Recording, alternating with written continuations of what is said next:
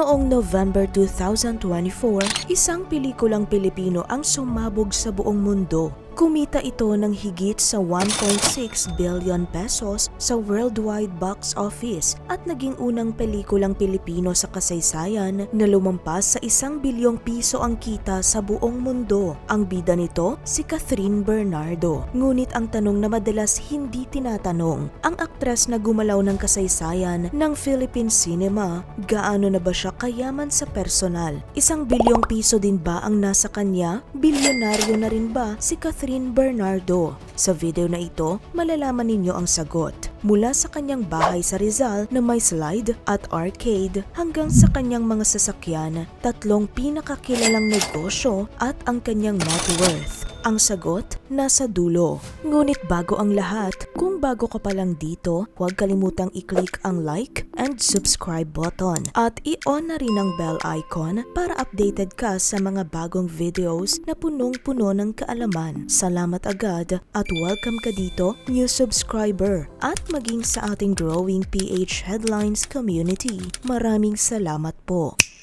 Ang tunay niyang pangalan ay Catherine Chandria Manuel Bernardo. Ipinanganak noong March 26, 1996 sa Cabanatuan, Nueva Ecija. Sa kasalukuyan, 30 taong gulang na siya. Siya ang bunso sa kanilang 4 na magkakapatid, si Christine na flight attendant, si Cristela na nurse, at si Kevin na dentist. Lahat ay nagtagumpay sa kani-kanilang larangan at si Catherine, Asia superstar, box office queen, isa sa pinakamatagumpay na aktres sa kasaysayan ng Philippine entertainment. At ang Chandria sa kanyang pangalan, hango ito sa paboritong aktres ng kanyang ama na si Chanda Romero. Isang detalyadong nagpapakita na mula pa sa pagsilang, nakatakda na siya para sa mundo ng sining.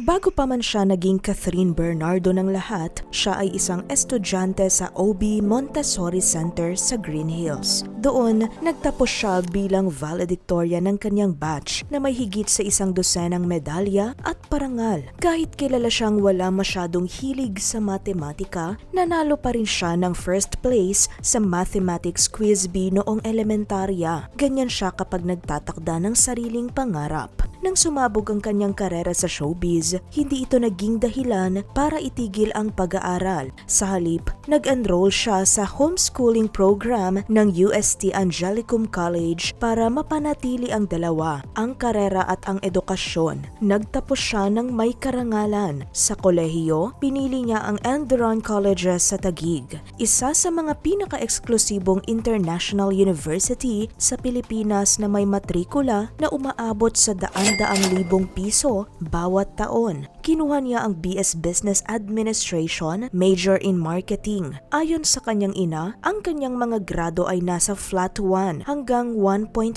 lamang. Mga numerong kahanga-hanga para sa sino mang estudyante, lalo na para sa isa na sabay na nagtatrabaho sa industriya ng entertainment. At ayon sa mga ulat, nagtapos siya ng may cum laude honors.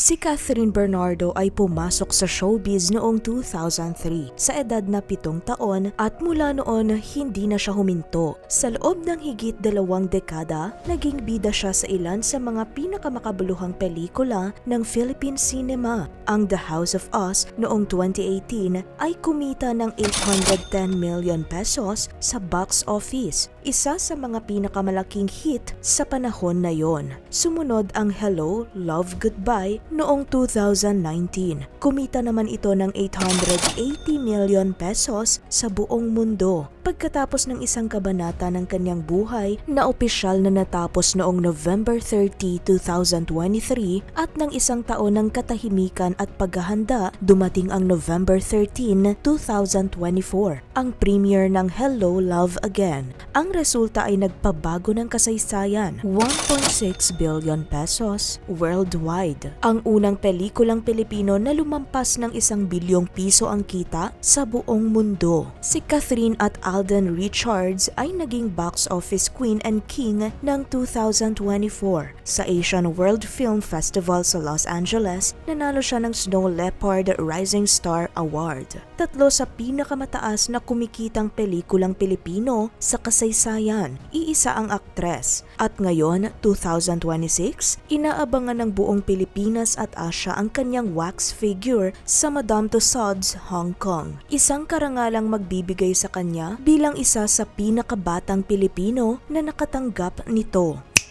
Ngunit ang kwento ni Catherine ay hindi nagtatapos sa malaking screen. Sa labas ng kamera, nagtatayo siya ng isang buhay na katumbas ng kanyang mga tagumpay. Nakatayo sa Antipolo City sa Rizal ang Casa Bernardo, isang 3-story contemporary na tahanan na dinisenyo ng Lino Architecture. Sa pagpasok sa driveway, sasalubungin kayo ng malawak na hardin at mga commissioned na obra ni Jinggoy Buensuceso. Sa loob, elevator, indoor courtyard at grand wooden and glass staircase na may built-in lighting. Ngunit ang pinaka natatanging detalye, isang red and silver slide. May arcade room din para sa libangan. Sa labas, ang infinity pool na nakaharap sa Metro Manila skyline ang tampok na tanawin. Itinayo ito sa isang burol, nakaangat sa ibabaw ng lungsod. Ang lupa ay binili niya noong 2016, noong 20 taong gulang si Catherine. Nagsimula ang konstruksyon noong 2021.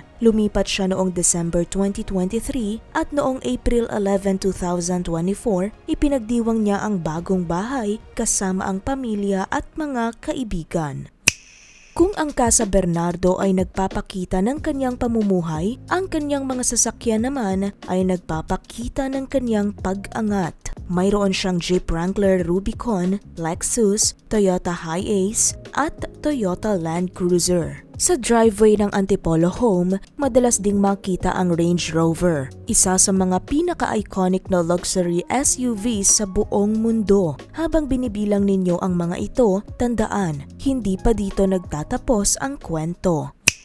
Si Catherine Bernardo ay hindi lamang artista, isang negosyante rin siya. Nagsimula noong May 2017 ang Cath Nails by KCMB sa SM The Block, North EDSA. Siya ang CEO ng KCMB Corporation. Ngayon, may higit 6 na branches na ito at bukas sa franchising. Sumunod ang The Glow Up Lounge sa SM City Grand Central, isang premium beauty lounge. Noong October 28, 2022, binuksan niya ang Isla Amara Boutique Resort sa El Nido, Palawan kasama si Piolo Pascual at iba pang partners. May 42 rooms ito at ang El Nido Municipal Tourism Office mismo ang nagbigay sa kanila ng Tourism Excellence Award. May higit 30 endorsement din siya at kinilala bilang Outstanding Female Brand Endorser noong 2024. At ngayon, ito na ang sagot. Nakita ninyo ang Casa Bernardo, ang Isla Amara at ang 3 sa pinakamataas na kumikitang pelikulang Pilipino sa kasaysayan. Base sa mga report at mga kilalang talaan ng kayamanan sa buong mundo, ang tinatayang net worth ni Catherine Bernardo ay humigit kumulang 800 million pesos. Hindi pa bilyonaryo, ngunit sa edad na 30, nasa tuktok na siya ng industriya ng pelikulang Pilipino at patuloy na lumalawak ang kanyang empire. At dito nagtatapos ang pagtingin sa kayamanan at tagumpay ni Catherine Bernardo. Sa lahat ng nakita ninyo ngayon, alin ang pinakakahanga-hanga sa inyo? Ang Casa Bernardo na may slide at arcade? Ang Isla Amara sa El Nido? O ang kanyang record-breaking na pelikula na nagbigay sa kanya ng kasaysayan? Comment down below at ibahagi ang inyong sagot. I-komento rin ang inyong opinyon at kung may gusto kayong idagdag o bagong topic na nais ninyong talakayin. Kung nagustuhan ninyo ang video na ito, huwag kalimutang mag-like, mag-subscribe at i-click ang bell icon. Hanggang sa susunod nating talakayan, stay informed and stay curious. Salamat sa panonood, ka-PH Headlines.